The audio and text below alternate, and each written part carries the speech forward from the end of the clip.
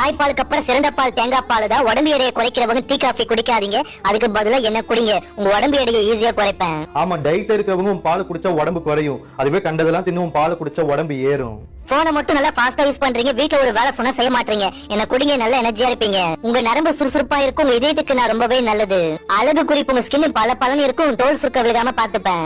சிங்கிளா இருக்கிறவங்களே கமிட் ஆயிருவீங்க, அந்த அளவுக்கு இருப்பீங்க. அதுக்கு முன்னாடி இந்த ஐடியா ஃபாலோ பண்ணிக்கங்க. டிப்ஸ் கேட்டா மட்டும் போதாது, அதை ஃபாலோ பண்ணணும். ஐடியும் ஃபாலோ பண்ணுவாங்க, நல்ல நல்ல டிப்ஸையும் ஃபாலோ பண்ணுவாங்க. உங்ககிட்ட என்ன எதிர்பார்க்கற அதையும் சொல்லு.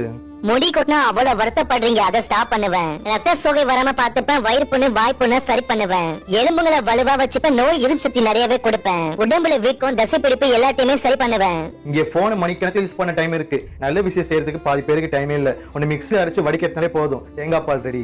என்கிட்ட கால்சியம், பொட்டாசியம், நார்ச்சத்து, இரும்பு சத்து, vitamin C, vitamin E, vitamin B எல்லா சத்துமே வச்சிருக்கேன். நல்லதே சாப்பிடுங்க, நல்லபடியா வாழுங்க. நல்ல எண்ணத்தோட இந்த வீடியோ ஷேர் பண்ணுங்க. தேங்க்யூ.